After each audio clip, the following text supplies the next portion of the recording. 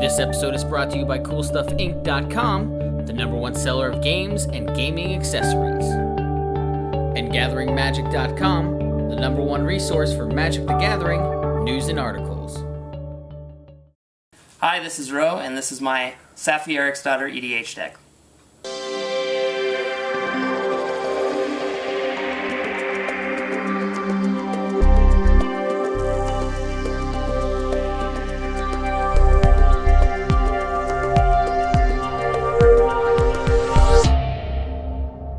Okay, let's get started. This is Saffi Eriksdotter. She's a 2/2 for green and a white, and you can sack her, and when target creature is put into your graveyard from play, return that card to play. So we're going to have a lot of enters the battlefield and a lot of dying triggers in here. Okay, I've got some basic lands here. I'm not going to count them out. I run a lot of basics. I plan on fetching them. So there's some plains. Some forests. Okay, into the non-basics. I have Serra Sanctum. I run a lot of enchantments, even if it just gets me 2 or 3. I mean, I'm happy with that. Cycling land. Sapseep, just a little something to do with the land. Khalni Garden, I don't know why, I love that little plant token. Little scry land. Emeria, if I can get that online, I can get, more stuff out of my graveyard. Another cycling land. Tectonic Edge, I'm not balling enough to have a wasteland or a strip mine, so I use this guy instead. Terramorphic Expanse. Transguild Promenade is just a little fixer land. Evolving Wilds, another little fetch land. Ravnica Bounce land. The Buddy Land, I think they're called. I've got the Scars. If you have it in your opening hand, you can put it in untapped. The Gain Life Land, basically the Guildgate, but with another name. Elfhame Palace. Man Land. Here's the Guildgate. And into 2 lands that I think are really important for this deck. High Market, sacrifice a creature, gain 1 life. You have to tap it to do so. It also adds a mana. That's really good because you want to be able to sacrifice the creatures that you're sacrificing Saffi to resurrect. Mirror in the Moaning Well, also a sacrifice land. 3, tap it, sack creature, and gain life equal to the sacrifice creature's toughness. I've got a Soul Ring in here. I've got Swiftfoot Boots in here. For haste and hexproof, that's pretty good. Some of the creatures are big. It wouldn't be bad to swing with them right away. Cultivate. Ramp's always good. I like this one. Get a land on the battlefield and 1 in your hand. Sylvan Library. Draw 2 cards at the beginning of your draw step. 2 extra cards. And if you do, look at those 3 cards and put 2 of them back on top of your library. Or you can pay 4 life per card, not replaced. So that's kind of nice for digging. Genesis Wave. I'm going to run a lot of ramp in here, so if I can get a big Genesis Wave, that's always fun. Field of Souls. Whenever a non-token creature is put into your graveyard from the battlefield, put a 1/1 white spirit creature token with flying into the battlefield. There'll be a lot of things dying. Having little chump blockers in the air or attackers is not a bad thing. Tooth and Nail. That's just great to go fetch 2 guys and put them onto the battlefield. Ghostly Prison can keep swarm decks from hitting you. It's pretty great. Creatures can't attack you unless they pay 2 for each creature. Sensi's Divining Top, we all know that's great. Oblation deals with, I've been seeing a lot of the gods lately, and this card is great for getting rid of them. And my playgroup is not averse to tuck. Asceticism will protect my creatures. It's got that regenerate on it. I'm not that worried about that, but the hexproof is real nice. This is a new card out of Born of the Gods. Plea for Guidance. I don't run a lot of enchantment tutors in here. I just like that this is 2 enchantments. So that's kind of nice. And speaking of enchantments, here is Aura Shards. there will be a lot of creatures coming in and out of play on your battlefield, so being able to destroy artifacts and enchantments is going to be fantastic. Defense of the Heart. It's an enchantment in your upkeep. If one or more opponents controls 3 or more creatures, you can sack it, search through library for 2 creatures, and put them into play. This card is ridiculous. It's so good if people let it go. You're just gonna, you're pretty much gonna win. Harmonize, draw 3 cards. That's nice. There's the functional reprint of Cultivate, or vice versa if you want to say. So go get a land, put it into play tapped, and put 1 in your hand. And I've got Day of Judgment and Wrath of God. This deck holds up really well to Wraths because of the fact that you can bring your creatures back with Saffi, so it can turn it to be kind of one-sided, which is nice. I got 2 Planeswalkers in here. Garruk. Original Garruk is just great. I love the overrun. The untap 2 target lands is fantastic. It's a kind of a ramp, and then the Beast token is nothing to scoff at either. And Gideon. I just got wrecked by Gideon the other day, so I wanted to put him in here because I want to be the one doing the wrecking. Perilous Forays. These are my main sack outlets now. Perilous Forays is fantastic. It's 1 in sack a creature to search your library for a land card with a basic land type and put it into play tapped and shuffle your library. You can easily just double your lands if you have this in play. Ashnod's Altar. Sack a creature, add 2 colorless mana to your mana pool. Free sack outlet and net mana. That's pretty great.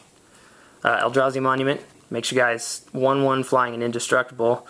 And at the beginning of your upkeep, you get to sacrifice a creature. If you can't, you have to sacrifice the monument. But that's a great one. Birthing Pod. You can only do this at sorcery speed, which is the part about it I don't like. The part about it I do like is that it just tutors a creature onto the battlefield at the expense of sacking a creature. And you can pay life instead of the Phyrexian mana symbol you see there. That's nice. Fanatical Devotion. My friend Uriah turned me on to this one. It's a free sack outlet in white. Sacrifice a creature to regenerate target creature for 2 and a white. Greater Good. Sack a creature, draw cards equal to the creature's power, and then discard 3 cards. That could be pretty good.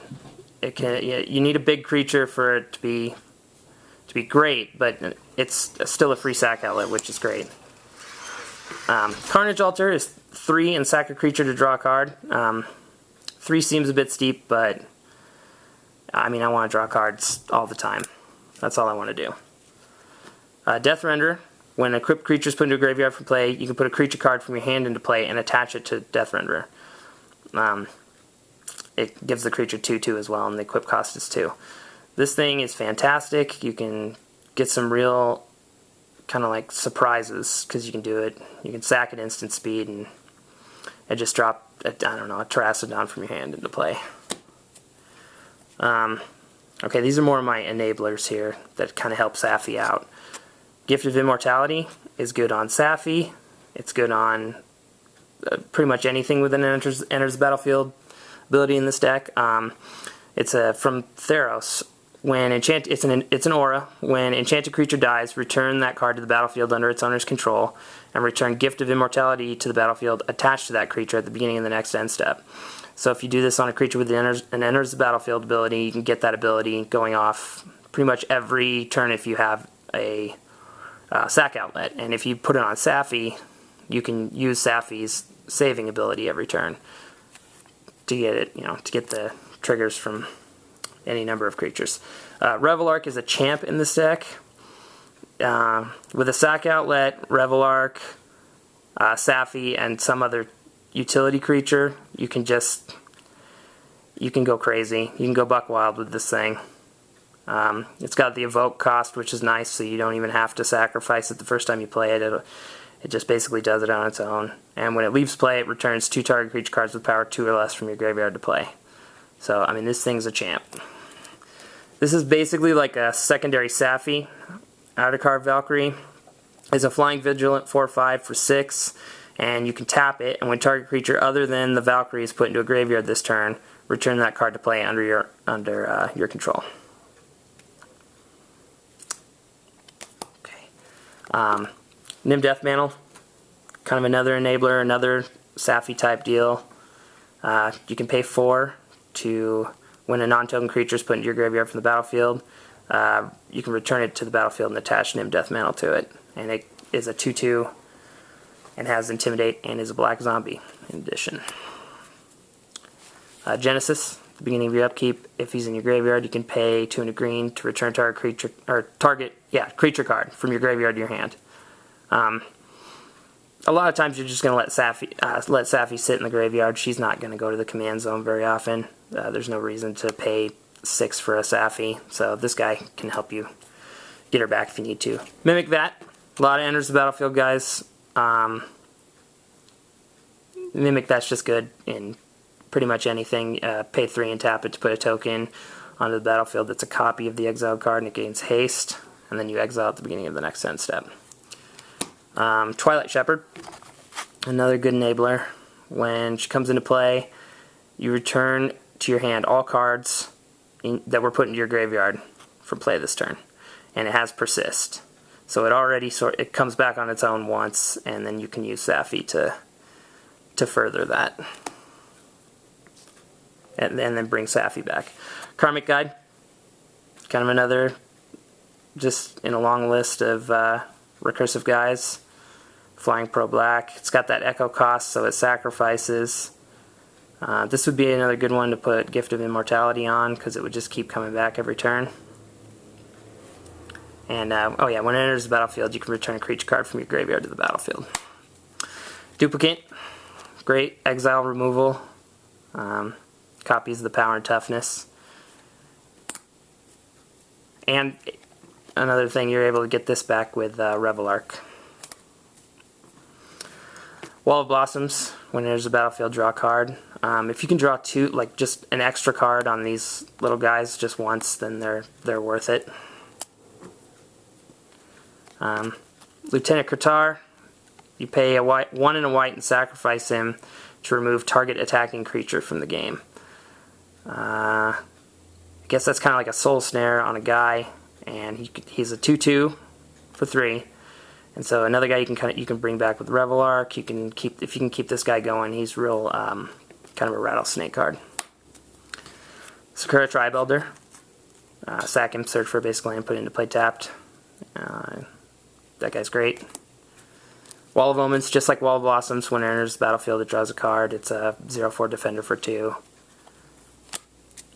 Eternal Witness. When it enters the battlefield, you can return a card from your graveyard to your hand for 3. It's a 2/1. Another one to keep cycling in and out of your graveyard. Maybe get your Wraths back. Spore Frog. You sack him to prevent all combat damage that would be dealt this turn. If you can get this guy repeating, that's a repeatable fog. And he's only 1 to cast, which is nice. Stoneforge Mystic, I don't run a lot of equipment in this deck, but I particularly like the equipment that is in this deck, so why not go get it? And for only 2, if you can blink her in and out, or kill her and bring her back a couple times, you can get all the equipment that's in the deck. Elvish Visionary is just like the 2 walls previously seen. Enters the battlefield and draw a card. It's just a 1/1 for 2. But if you can keep that going, it's good to get some card advantage. Yavimaya Elder is one of the best. When he's put into the graveyard, you get 2 basic lands to your hand, and you can pay 2 and sack him to draw a card. Solemn Simulacrum is good in a lot of EDH decks. He's real good in here. No, I'm not the first person to think of bringing Solemn Simulacrum back and forth from the graveyard, but it is fun to do. Sun Titan, he'll bring back some of your key components, some of your little guys, maybe your Aura Shards, and he's on a pretty good body. Sun Titan's great. Avenger's Endicart is a big baddie. When he enters, put in a bunch of 0/1 green plant tokens, and when a land enters, put 1/1 on each plant creature you control. So yeah, he's just pretty great. Kind of a finisher. Archon of Justice, when he dies, exile target permanent. This is another guy, if you can keep cycling, you can really mess up somebody's board. Sunblast Angel, when she enters, destroy all tapped creatures. That's kind of a, can be a Wrath on a stick. It's not bad. I've seen it be pretty one-sided. It's nice. Soul of the Harvest, when a non-token creature enters the battlefield under your control, you can draw a card. There'll be a lot of that happening, and hopefully you'll be able to draw a lot of cards with this guy. And it's a 6/6 with Trample, which is not bad. Craterhoof. Craterhoof Behemoth. He has haste, and when he enters, creatures you control get Trample and XX until end of turn, where X is the number of creatures you control.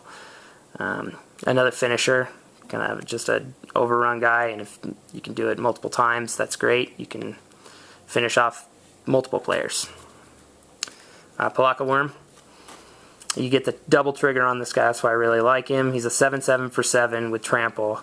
When he enters the battlefield, you gain 7 life, and when he dies, you can draw a card.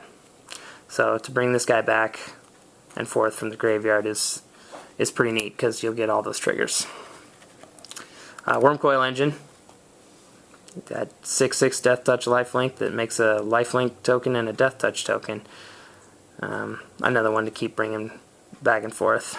Another one of the key, maybe finishers. Terrasodon is probably my favorite green card in EDH. I love this card. When he enters the battlefield, you may destroy up to 3 target non-creature permanents. For each permanent put into the graveyard this way, its controller puts a 3/3 green elephant creature token onto the battlefield. And it's a 9/9 for 8. This guy can just mess people up if you can keep bringing him back and forth. If you have a Ghostly Present out and you can just blow up their lands and they have an army of elephants they can't attack you with. Acid Slime is a little guy. 2/2, which is relevant for things like Revelark. Destroy target artifact, enchantment, or land. Hornet Queen. When it enters, puts 4 1/1 green insect creature tokens with flying and death touch onto the battlefield. And it's a 2/2 flying death touch. That thing's a champ. That is Rattlesnake in the Sky. I like that. Angel of Finality enters, exile all cards from target player's graveyard. There's a lot of graveyard out there, including this deck. Why let anybody else play with their graveyard? Just keep linking this guy in and out and killing her and bringing her back and keeping their graveyards down. And then the last card I have in here doesn't really fit any kind of theme. It's just Sigarda. It's just a nice sledgehammer. 5/5 flying hexproof, and spells and abilities your opponent's control can't cause you to sacrifice permanents, so they can't cause you to overextend with their Grave Pacts or their Attritions or whatever. So that's about it. Thanks for watching CMDR decks. Please subscribe and favorite.